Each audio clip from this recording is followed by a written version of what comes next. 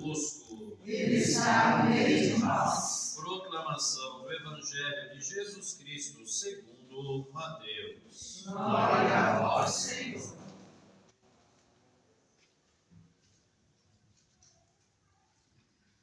Naquele tempo, Jesus foi à região de Cesareia de Filipe e aí perguntou a seus discípulos: quem dizem os homens ser o Filho do Homem?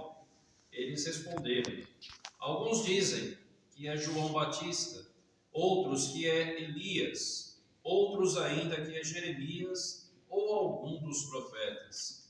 Então Jesus lhes perguntou: e vós, quem dizeis que eu sou? Simão Pedro respondeu: tu és o Messias, o Filho do Deus vivo. Respondendo Jesus lhe disse: feliz és tu, Simão, filho de Jonas, porque não foi um ser humano que te revelou isso, mas o meu Pai que está no céu. Por isso eu te digo que tu és Pedro, e sobre esta pedra construirei a minha igreja. E o poder do inferno nunca poderá vencê-la. Eu te darei as chaves do reino dos céus. Tudo o que tu ligares na terra será ligado nos céus. Tudo o que tu desligares na terra será desligado nos céus. Jesus então ordenou aos discípulos que não dissessem a ninguém que ele era o Messias. Palavra da salvação. Glória a vós, Senhor.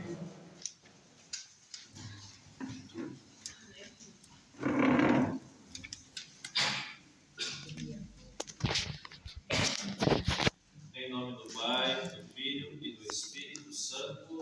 Amém. O 21º domingo do tempo comum também encerra agora este mês que estamos vivendo sobre a questão da vocação, dentro da igreja. A liturgia de hoje nos confirma que a vocação que vivemos na igreja, que é concedida através do sacramento do matrimônio, e também do sacramento da ordem. A igreja sempre orienta, explica e ensina que só existem duas vocações. A vocação ao matrimônio, que é a principal, e a vocação ao ministério ordenado, que é concedida também através de um sacramento, o sacramento da ordem, aos diáconos, aos presbíteros e aos bispos também. O que nós temos então na igreja é esta dimensão vocacional. A vocação, ela não é concedida por, assim, posições que nós temos na sociedade. Ela é concedida a um homem e uma mulher, ou, no caso do sacramento da ordem, ao homem. A vocação também, ela é fruto de um recebimento sacramental. Esse sacramento, como já disse, ou é o matrimônio, ou é o sacramento da ordem. Não existe a vocação do leigo, como a gente escuta muito, às vezes nas comunidades, aqui, na nossa região. O leigo não tem vocação.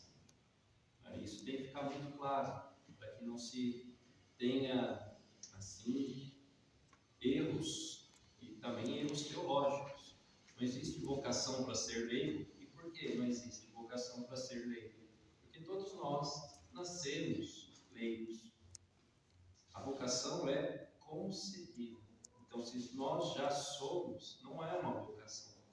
O leigo e a leiga na igreja tem uma missão. Documento de Aparecida. Discípulos e missionários. Missão. O leigo tem uma missão. O leigo é discípulo. Escuta, se coloca dentro da missão e vive também com os outros a missão. A igreja sempre explicou isso. E há uma confusão muito grande em dizer que o leigo tem vocação. Qual é a vocação do leigo? Fala para mim. Qual é? Como acabei de dizer. Como acabei de dizer. Às vezes a gente fica meio assim quando escuta isso. Inclusive até já comentei com o padre, que sempre que eu posso, ele e com outros padres também, é necessário explicar muito bem o que significa vocação dentro da igreja. Quando também se fala com os religiosos, principalmente as freiras, há um equívoco muito grande. Uma freira não é uma ministra ordenada. Ela recebe o sacramento da ordenação. Ou um homem que é religioso também não é um ministro ordenado. Percebe a diferença? A vocação, então, a ser um ministro ordenado ou um homem e uma mulher casados na igreja. Um homem e uma mulher recebem o sacramento do matrimônio, é isso? Da igreja. E os ministros ordenados também. Os irmãos religiosos e as religiosas, e cada um dos leigos tem essa missão dentro da igreja de viver o seu batismo. De viver o seu batismo no mundo, na sociedade e, antes de tudo, na própria família. Na própria família. É da família que tudo nasce. E a garantia da família em se fazer ali uma família missionária, uma família acolhedora, verdadeiramente ali cristã, viver a santidade dentro da igreja, porque o batismo nos convida a uma vida de santidade, seja no estado em que cada um se coloca e está também no momento. Isso é muito importante. Se uma família vive santamente, sairá vocações santas. Se for um homem, pode ser um presbítero, um bispo, um diácono, mas também o homem e a mulher, os filhos de uma família, também são preparados para receber a vocação da vida matrimonial um com o outro e gerar novos filhos que continuem essa vocação um com o outro.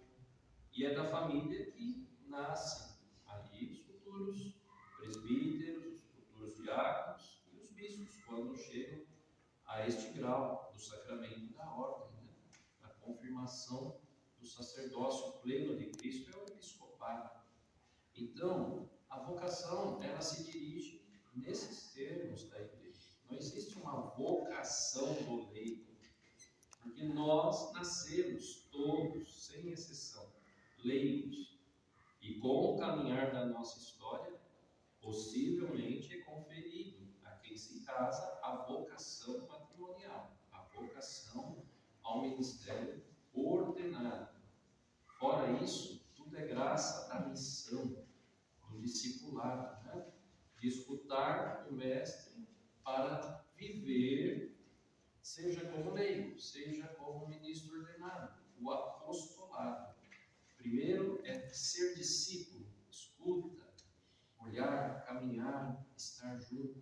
Se fortificou, está bem, então a igreja confia um ministério, aí sim, um ministério laical, um ministério ordenado, para que possa então caminhar na proposta daquilo que é necessário dentro da igreja, das necessidades da igreja. Por isso nós temos ministros leitores, ministros da Eucaristia, ministros dos enfermos, E com essas diferenças, tudo se encaixa para uma única coisa, o serviço, a disposição a nós, ao Senhor, para que o Senhor nos dê a força que brota dele, tão somente dele, para que o Espírito Santo nos confirme e possamos, aí sim, viver essa missão.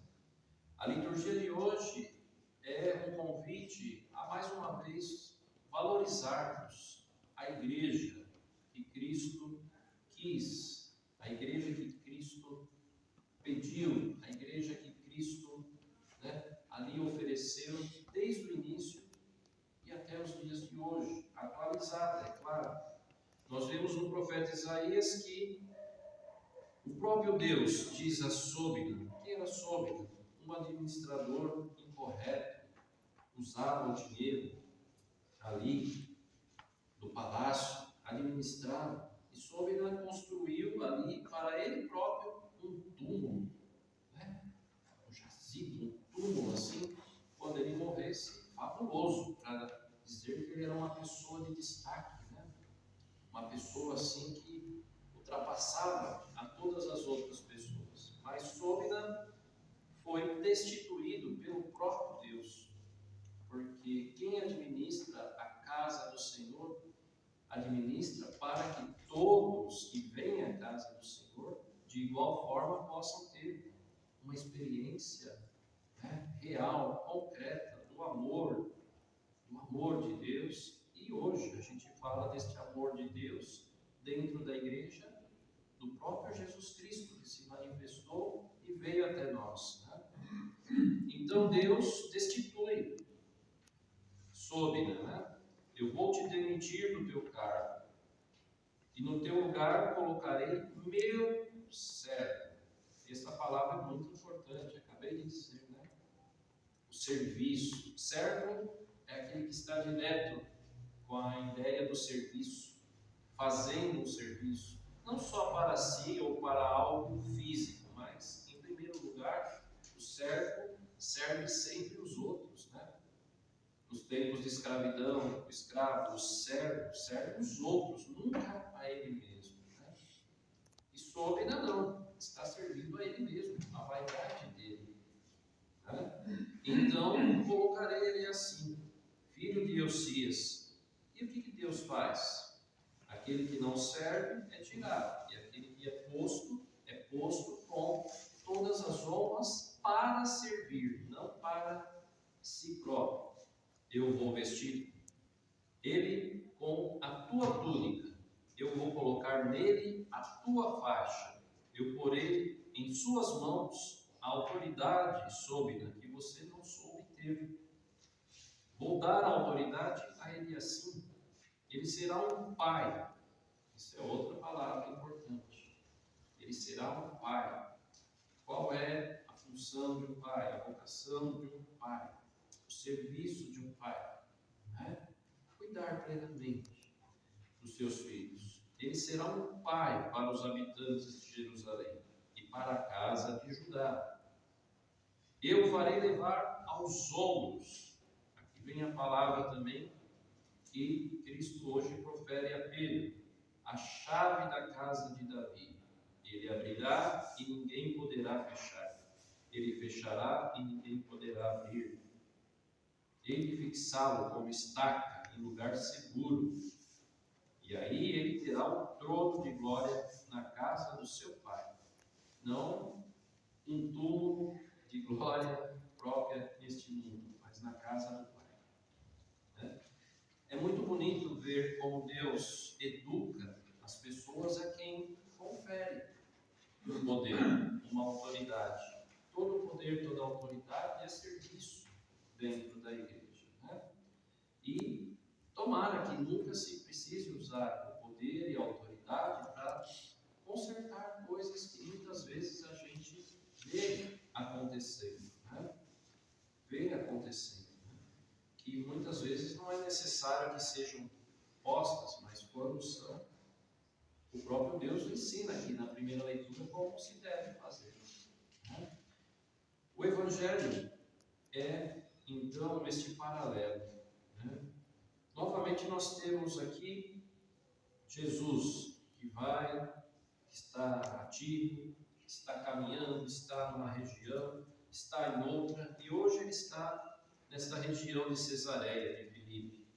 E aí ele faz uma pergunta aos seus discípulos, aqueles que estão escutando, aprendendo, se preparando preparando para assumir a missão. Quem dizem os homens ser o filho do homem? Esta é uma pergunta essencial, não é verdade? Como eu vou anunciar se eu não sei dizer quem eu anuncio? Muitas pessoas hoje também na igreja estão passando por certos momentos assim, porque estão na igreja e muitas vezes ainda não têm a consciência de quem é Jesus Cristo, primeiramente para si mesmo. Como eu não tenho muitas vezes essa consciência, como que eu vou ali então fazer que essa consciência seja coletiva? Dizer quem é Jesus Cristo parte de um conhecimento íntimo que se deve ter com Ele. Assumir, aceitar o que Ele diz. Né? E aí sim, assumir e ter aceito, aí sim eu posso pular para um degrau melhor, sair do discipulado, né? E me tornar o quê? Um apóstolo, missionário. É o que também prega o documento de Aparecida, né? É a mesma coisa. Uma irmã, um irmão religioso, ele começa um discipulado, né? Um novice, a gente chama de noviciado. Depois da novidade inicial, o segundo passo, o seminarista. Agora não sou mais só o seminarista, eu recebi o acolitato, o leitorado. Eu recebi o sacramento do diaconato. Depois, percebe? A gente vai conhecendo, e para conhecer precisa caminhar. Era comum naquele tempo também dizer muito claro, né? Aquela expectativa que o povo tinha do Messias. O Messias estava ali, era Cristo, mas poucos o aceitavam. Por isso se criava uma expectativa falsa, né? Uns dizem que você é João Batista, outros é Elias. Já se desvia a pergunta.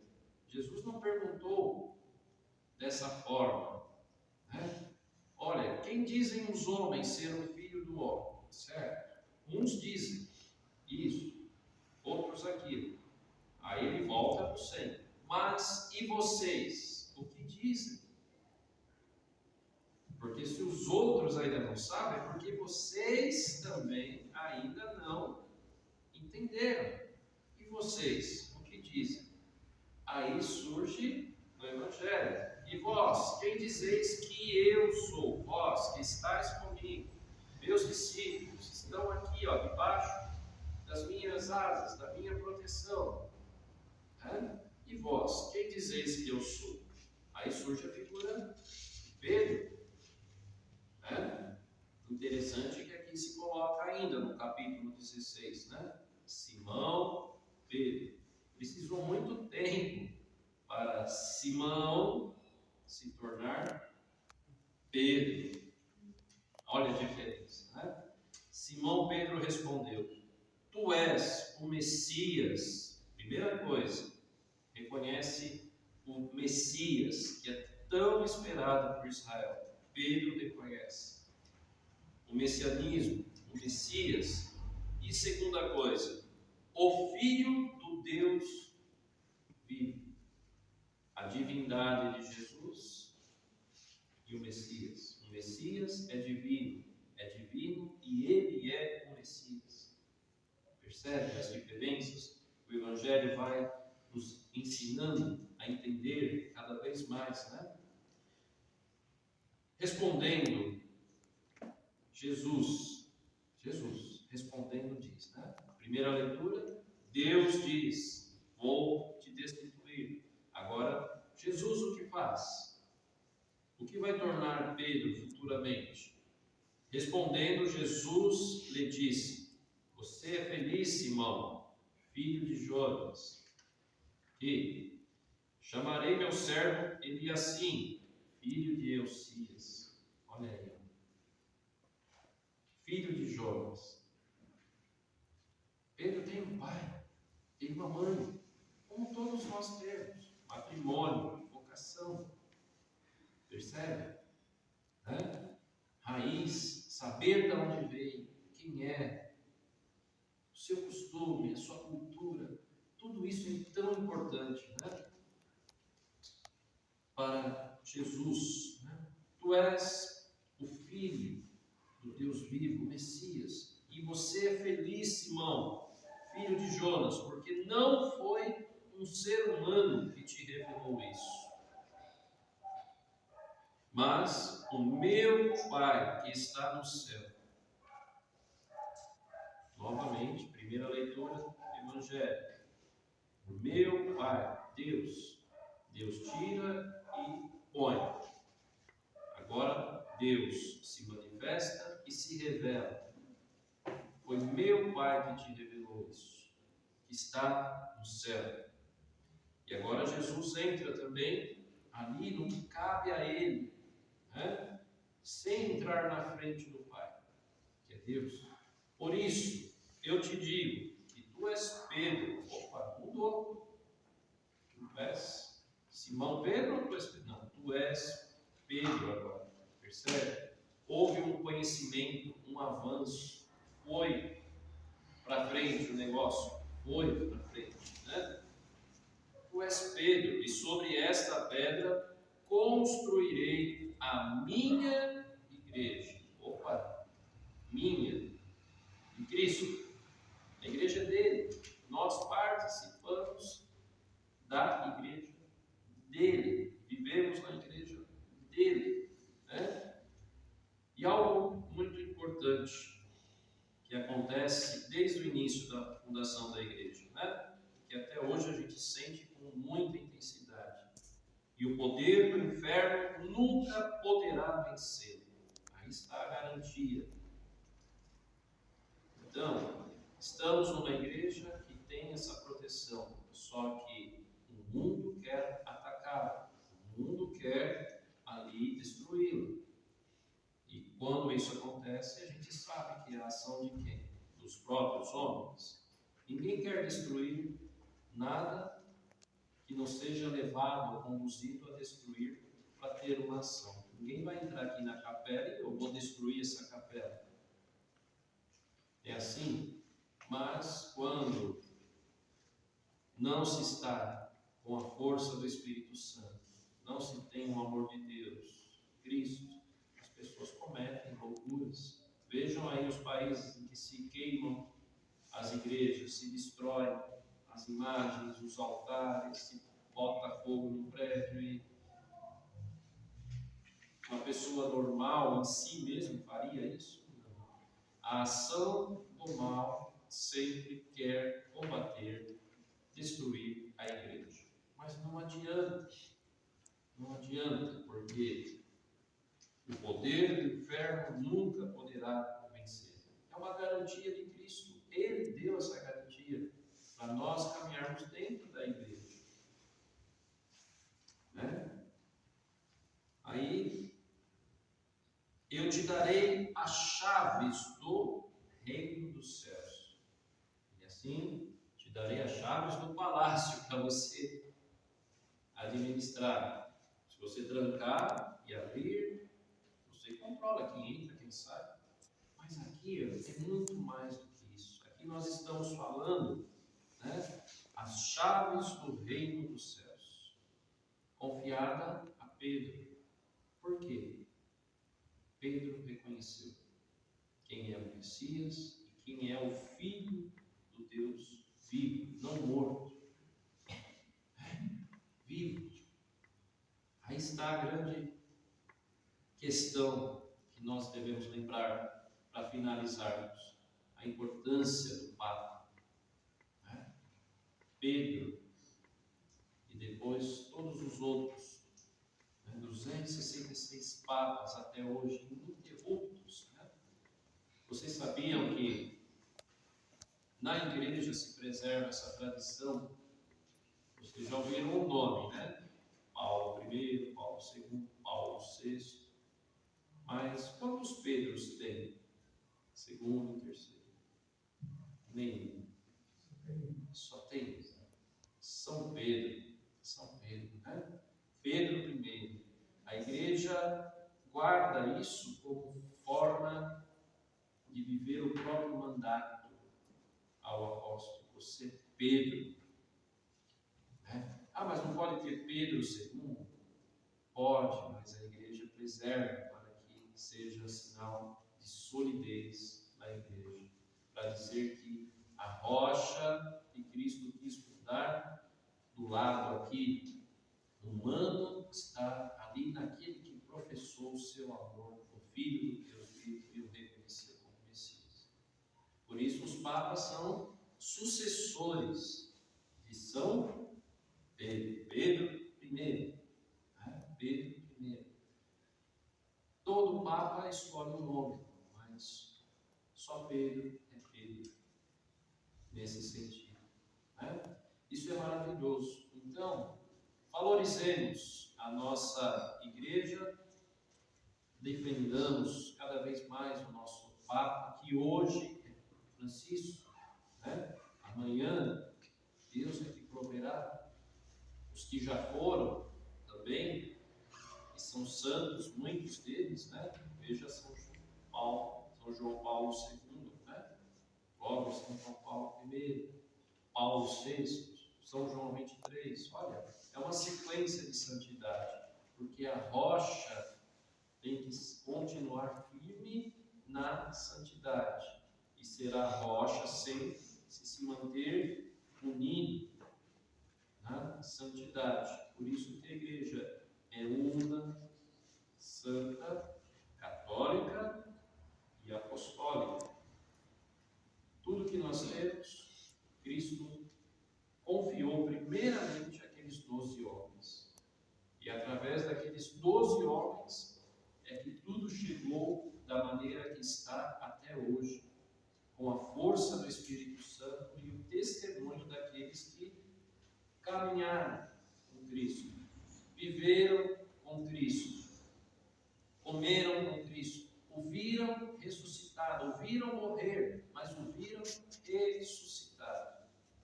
E por ter visto ele ressuscitado e o próprio Cristo os abençoou e os perdoou, agora eles são capazes de levar a vocação ao extremo.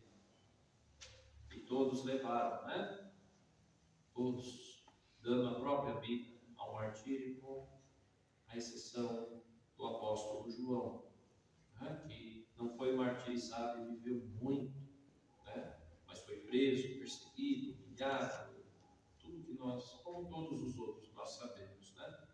Então, valorizemos a nossa igreja no dia de hoje e de sempre. Não permitamos que as pessoas zombem do Papa.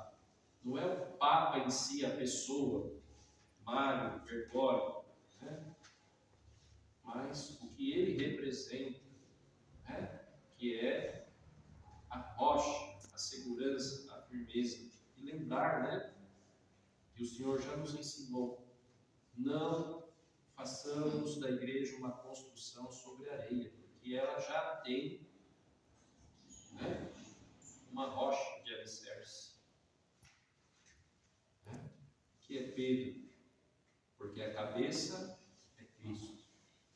Agora o alicerce é a fé de Pedro, da qual todos nós sigamos as orientações do Santo Padre, que são muitas, principalmente agora nesse tempo, que foi a riqueza com São João Paulo II, com Bento XVI, e olha a riqueza que está sendo também com o Papa Francisco, os seus documentos, esta maravilha, se não leram ainda, da Laudato Si, maravilha, se falar da ecologia, do meio ambiente, você nisso tudo como criatura, vivendo aquilo que Deus mesmo fez para você viver neste mundo de uma forma equilibrada, santa, honesta, cuidado com a casa do Pai. Olha, esse é um dos escritos, apenas, mas virá muitos outros. A Fratelli Tutti, a fraternidade, todos fraternos, todos irmãos, todos somos irmãos, Maravilha, Então entendamos o que é a missão vocacional de Pedro e Papa para toda a igreja, e nós em comunhão com eles, com ele. Louvado seja nosso Senhor Jesus Cristo.